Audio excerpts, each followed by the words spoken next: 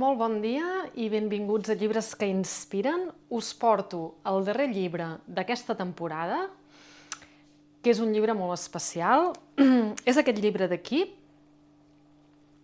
World as Lover, World as Self, de la Joanna Macy. La Joanna Macy és una filòsofa ecologista o ecofilòsofa i una activista espiritual. És també estudiosa del budisme, de la teoria de sistemes i de l'ecologia profunda, que és un concepte que ja us explicaré quan us llegeixi alguns dels fragments dels llibres. Diu a la contraportada: és una veu molt respectada en els moviments per la pau, la justícia i l'ecologia. Llavors ella el que fa és molt interessant i m'agrada molt tancar aquesta temporada amb aquest llibre, perquè és com un tancar el cercle, que és tota aquesta visió de l'espiritualitat que hem estat veient en els llibres que us he anat portant fins ara, de quina manera això lliga amb aquest concepte d'ecologia, que no és el concepte típic d'ecologia com que la natura és una cosa que està fora de nosaltres i hem de protegir-la, sinó com que la natura som nosaltres. Doncs res, som-hi, ens endinsem en aquest llibre preciós. He gaudit molt de preparar aquest vídeo, aquests llibres que inspiren, perquè he pogut rellegir aquest llibre i m'he adonat que és un d'aquests llibres que cada vegada que el llegeixes és com que en treus coses noves. T'adones que hi ha coses, que hi ha detalls, que hi ha informació que en la llegida anterior t'havien passat per alt. És una de les gràcies dels llibres d'assaig, que són llibres que pots anar rellegint perquè en funció del moment que tu estàs tenen un significat o en tenen un altre, o hi ha unes parts que et parlen més que no pas d'altres, no? Doncs som-hi. El món com a amant o el món com a jo, aquest és el títol d'aquest llibre que no trobareu traduït ni al castellà ni al català, d'aquesta fantàstica autora, activista, filòsofa, Joanna Macy. Apa-li! Comencem amb els fragments. El llibre comença així. La vida del nostre planeta està en perill. El nostre planeta ens està enviant senyals de perill de manera tan continuada que quasi ho hem normalitzat. Amb algunes excepcions aïllades, cada generació que ens ha precedit ha viscut assumint que d'altres generacions la seguirien. Ara, però, hem perdut la certesa que hi haurà futur pels humans. Crec, diu Joanna Macy, que aquesta pèrdua, sentida en algun nivell de consciència per tothom, sigui quina sigui la seva orientació política, és la realitat psicològica axial del nostre temps. Entre els recursos interns que ens poden ajudar a connectar amb els esdeveniments del nostre temps, hi ha la manera com veiem el món i com ens hi relacionem. I diu Joanna Macy, hi ha 4 maneres de mirar el món que ens han arribat de temps immemorials i que no són específiques de cap cultura o tradició i que les podem trobar, de fet, totes 4 maneres de mirar el món en totes les grans religions. La primera és el món com a camp de batalla, llavors el món com a trampa, llavors el món com a amant i finalment el món com a un mateix. Ella en el llibre explica totes 4 visions o maneres de relacionar-se amb el món de manera molt clara i eloqüent, però jo avui em centraré en el món com a un mateix, que és aquí on enllacem amb l'aspecte espiritual, i diu: així com els amants cerquen l'unió en enamorar-nos, som aptes per caure en comunió, unitat amb el món també. Comencem a veure el món com nosaltres mateixos. L'afany per aquesta unió sorgeix d'un coneixement profund del qual els místics de totes les tradicions han donat veu. Ho trobem, per exemple, a les Upanishads, tradició, un dels un dels textos precedents del ioga. I a les Upanishads diu Tat Tvam Asi, tu ets això, i això, i això. Tu ets el sol, tu ets el vent, tu ets l'arbre, tu ets el teu germà, tu ets el teu veí, tu ets aquest elefant. Tu ets això i això i això. Les tradicions indígenes d'arreu entenen el jo com quelcom indivisible del món. No només el nostre destí, sinó també la nostra identitat està entrellaçada amb la resta d'éssers. No hem d'abandonar la nostra individualitat per experimentar el món com un jo expansiu i la història del món com la nostra pròpia història ampliada. El pulmó, la cama i el fetge, que són meus, són ben diferents l'un de l'altre, gràcies a Déu, i cadascú té un rol diferent.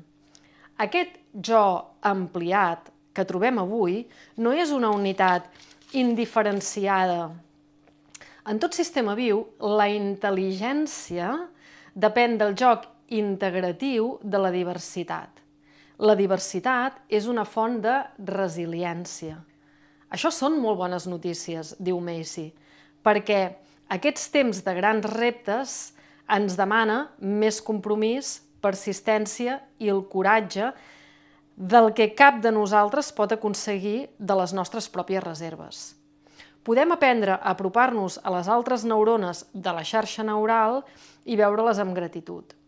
Les accions i intencions dels altres són com llavors que poden germinar i donar fruit a través de les nostres vides en absorbir-les i dedicar aquesta consciència a sanar el nostre món.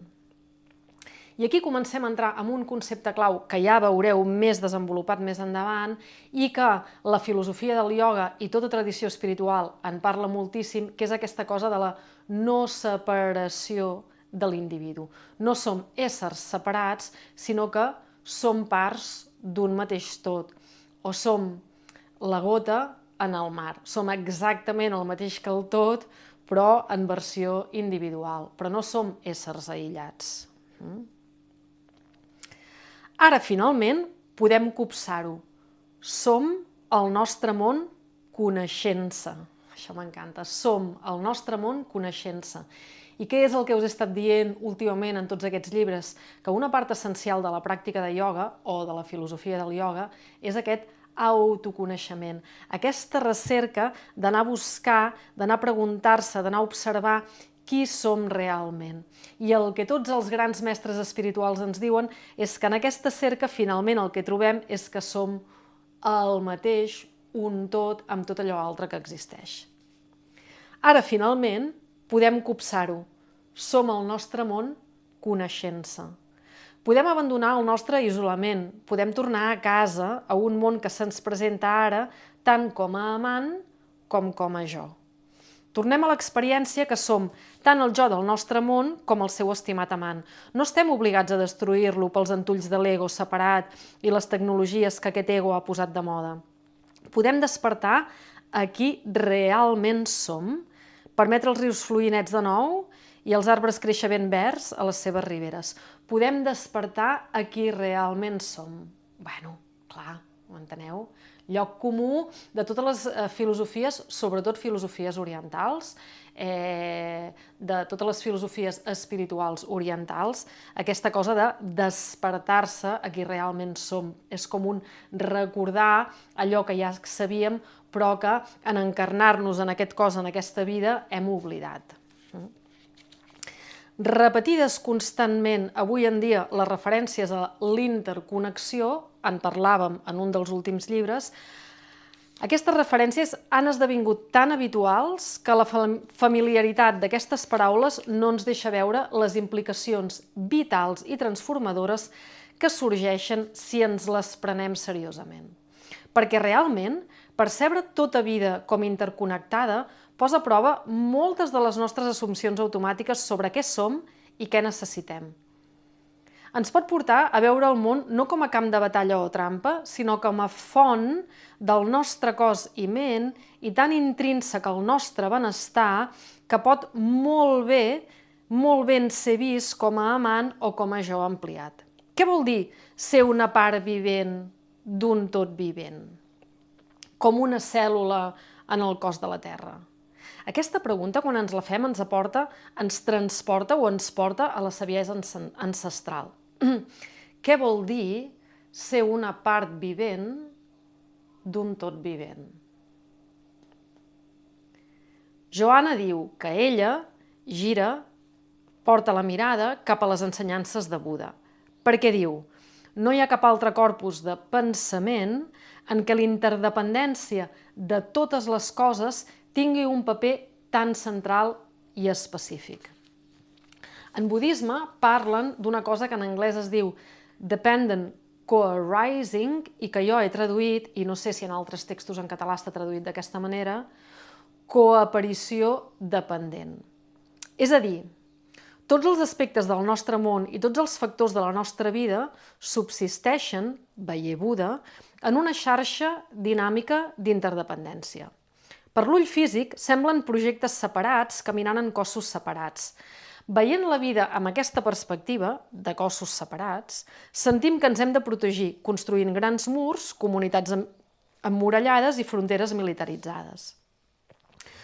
Buda sabia que el descobriment que acabava de fer, aquesta xarxa dinàmica d'interdependència entre tot allò que existeix, seria difícil de comunicar, perquè va a la contra de la nostra experiència sensorial, que és personal i que té a veure amb els límits del nostre cos, que és el que pot sentir, i el nostre desig de seguretat. D'aquest tema ja no cal que en parlem més perquè n'hem parlat molt des del primer llibre o des del segon llibre, el d'Alan Watts, i ja sabeu que és un gran tema, o ja heu vist que és un gran tema de l'espiritualitat. Si no, us convido a veure el capítol dedicat a Alan Watts, The Wisdom of Insecurity, la sabesa de la inseguretat.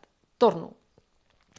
Buda sabia que el descobriment que acabava de fer, la interdependència, seria difícil de comunicar, perquè va a la contra de la nostra experiència sensorial i del nostre desig de seguretat.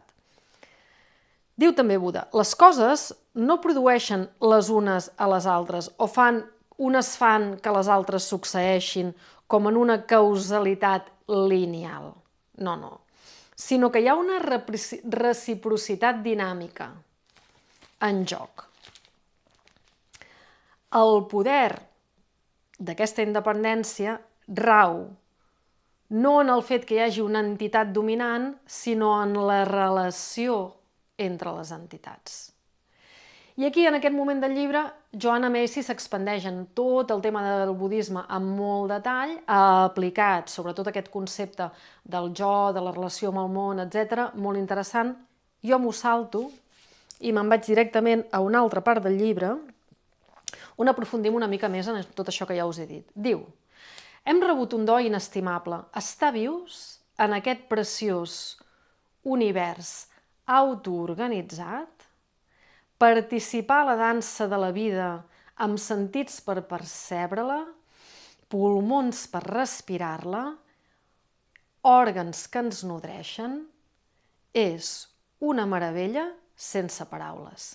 I és, a més, un privilegi extraordinari haver rebut una vida humana, amb una consciència autoreflexiva que ens permet ser conscients de les nostres pròpies accions i l'habilitat de decidir, d'escollir. Ens permet escollir prendre part en la sanació del nostre món. I aquí Joanna Macy comença a expandir-se en com ser part del que ella anomena The Great Turning, que és el gran gir cap a una societat justa i sostenible. Una de les coses fantàstiques de Joanna Macy és que no és només una persona que faci filosofia, no és només una filòsofa, sinó que és una activista i és una persona que posa eines al servei de tot això que ella explica. Des de la perspectiva ecològica, tot sistema obert, ja siguin cèl·lules o organismes, cedres o aiguamolls, es comprèn que és autoorganitzatiu. No necessiten cap agència externa o superior per regular-se. De la mateixa manera que ni el teu fetge ni una pomera necessiten que els hi diguin com funcionar. És a dir, l'ordre està implícit en la vida. Oh, que bonic! L'ordre està implícit en la vida.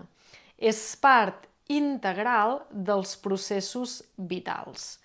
Això contrasta amb la visió jeràrquica que la cultura occidental mantingué durant anys, on la ment es considera per sobre de la natura i l'ordre quelcom imposat des de dalt i que d'altra banda seria fortuït. Hi havia aquesta idea que si no hi hagués la ment que ho organitzés tot, tot seria un caos. En caure en aquesta línia de pensament, hem perdut de vista que la natura no funciona d'aquesta manera. Els sistemes vius evolucionen en complexitat, flexibilitat i intel·ligència per mitjà de la interacció entre ells. Aquestes interaccions requereixen obertura i vulnerabilitat per tal de processar el flux d'energia i informació que passa a través nostre.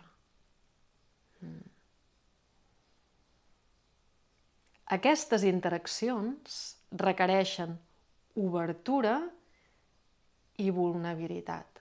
N'havíem parlat, crec que en el llibre de la Wendy Palmer, aquesta cosa com de estar obert a veure què passa en lloc d'estar sempre en l'acció, que és una qualitat energètica diferent i que aquí Joanna Macy ens diu que és imprescindible per tal de realment estar en aquest sistema d'interaccions.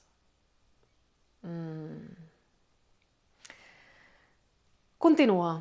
Quelcom important està passant en el nostre món que no surt a les notícies.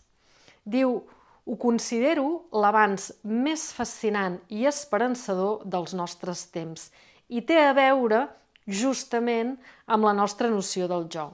El jo és aquesta construcció metafòrica de la identitat i l'organisme. Aquest espai on construïm les nostres estratègies de supervivència, els nostres instints d'autopreservació, la nostra necessitat d'autoaprovació i les fronteres dels nostres interessos propis.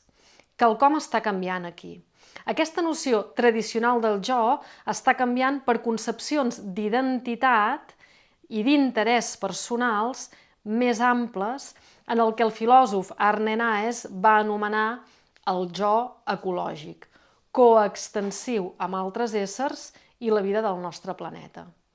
Aquest procés, diu Joanna Macy, jo l'anomeno the greening of the self, que seria, ho podríem traduir, és que clar, aquestes coses en anglès, com que l'anglès és una llengua molt viva, sempre sonen bé i quan les dius en català sonen una mica rares. The greening of the self seria l'enverdiment del jo, en el sentit que els verds, els ecologistes, l'ecologisme, doncs que quan el jo té una tendència cap a lo ecològic, ella diu the greening, l'enverdiment del jo. Bueno, potser si ens acostumem ens agradarà aquesta frase. El jo ecològic fa l'exhortació moral irrellevant. Sermonejar és tan avorrit com inefectiu. Deia Arne Naes que canviem la manera com ens experimentem a nosaltres mateixos a través d'expandir constantment la nostra identitat. I manlleva Arne Naes el terme d'autorealització de la cultura hindú, ja som altra vegada a casa, per anomenar a aquest procés d'identificació ampliada una progressió,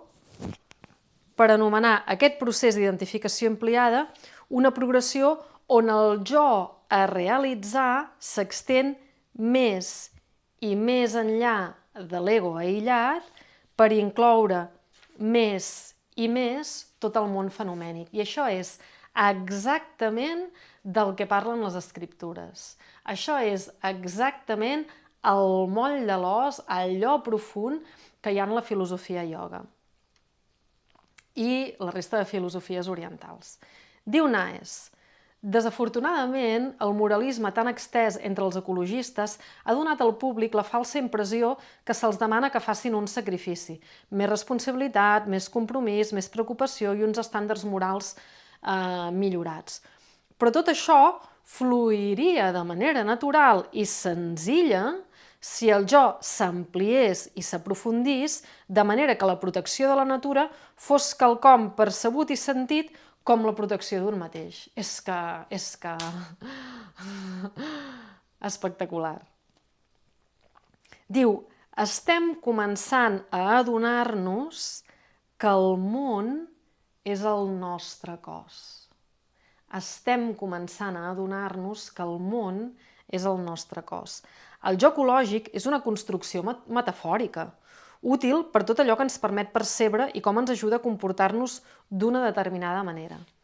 És dinàmic i situacional, una perspectiva que podem escollir adoptar en funció del context i necessitats. Fixa-t'hi bé, podem escollir, perquè és una metàfora i no una categoria rígida. I m'encanta que digui això Joanna Macy, perquè justament aquest també és un dels grans temes de la filosofia i de la pràctica de ioga. Tenim aquesta idea sobre nosaltres mateixos que és molt rígida, aquest qui som. Aquest qui som tan rígid, que tenim tan clar, és el que fa que tinguem dificultats perquè la pràctica sigui realment transformadora. Perquè ja ho hem dit altres vegades, perquè la pràctica de ioga pugui ser transformadora, cal realment permetre sentir que tot està en constant flux i moviment, que no hi ha res que sigui permanent, entendre el concepte d'impermanència, gran concepte per la filosofia budista, i que per tant no hi ha res que sigui fixe o sòlid en nosaltres. Però clar, això és una cosa que ja sabem que ens espanta, perquè volem sentir-nos segurs, i segurs és ser exactament qui sóc, ser exactament com em sento en tot moment. Què puc fer i què no puc fer. Però això és un gran limitador. Diu, doncs, Joanna Macy, el jo ecològic és dinàmic i situacional, una perspectiva que podem escollir adoptar en funció del context i les necessitats. Fixa-t'hi bé, podem escollir. Perquè és una metàfora i no una categoria rígida. Podem escollir identificar-nos en moments diferents, amb diferents dimensions o aspectes de la nostra existència sistemàticament interrelacionada. Ja siguin identificar-nos amb rius en vies de morir, amb refugiats perduts pel món o amb el mateix planeta. En fer això, aquest jo extès ens aporta més i més recursos. Amb aquesta extensió s'esdevé una sensació de flotabilitat i resiliència. De la xarxa d'on prenem vida, recursos interns, com ara el coratge, la ingenuïtat, la resistència, flueixen a través nostre si ho permetem. I aquí, de nou, connectar amb aquest altre aspecte que ens està demanant la pràctica constantment, que és aquest obrir-se per sentir el flux de la vida, per sentir aquesta informació, connectar més amb allò intuïtiu, fins i tot allò que no som capaços de racionalitzar o d'explicar en paraules. Justament d'això es tracta. En expandir el nostre interès propi, incloent d'altres éssers en el cos de la Terra, el jo ecològic també amplifica la nostra finestra en el temps. Amplia el nostre context temporal, alliberar-nos d'identificar els nostres objectius i recompenses només en termes de la durada de la nostra vida. La vida que brolla a través nostre, bombejant-nos el cor i respirant per mitjà dels nostres pulmons, no va començar en el moment del nostre naixement o concepció. Com cada partícula en cada àtom i molècula dels nostres cossos, aquesta vida té l'origen en el primer gir i explosió de les estrelles.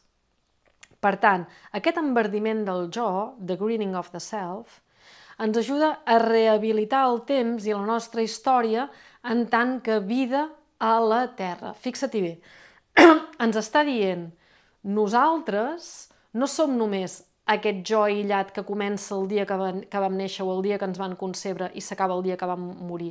Nosaltres som vida i la vida en aquest planeta existeix des del moment que hi va haver el Big Bang, per dir-ho d'alguna manera, no? Som una expressió més d'aquest flux vital. Estàvem presents en l'esclat primari i en les pluges que queien sobre aquest planeta encara fos i en els mars primordials. En els ventres de les nostres mares vam recordar aquest viatge portant brànquies i cua i aletes en lloc de mans. Per sota les capes externes del nostre neocòrtex i d'allò que vam aprendre a l'escola, tenim en nosaltres aquesta història, la història d'una profunda connexió i parentiu amb tota vida, donant-nos forces i habilitats que mai hauríem imaginat. En el moment que reclamem aquesta història com el nostre sentit més íntim de qui som, una felicitat arriba que ens ajuda a sobreviure. Doncs res, fins aquí.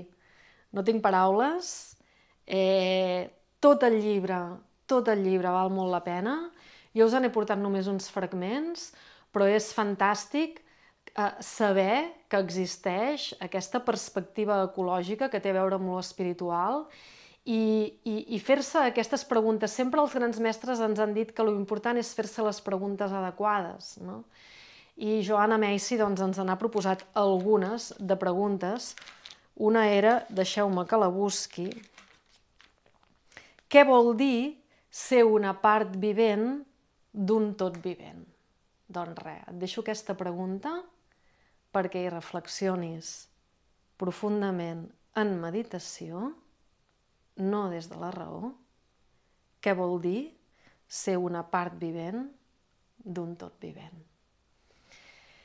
I tanquem aquesta temporada per Sant Joan, bona data, i espero que ben aviat ens retrobarem amb més llibres de la biblioteca de la Sònia.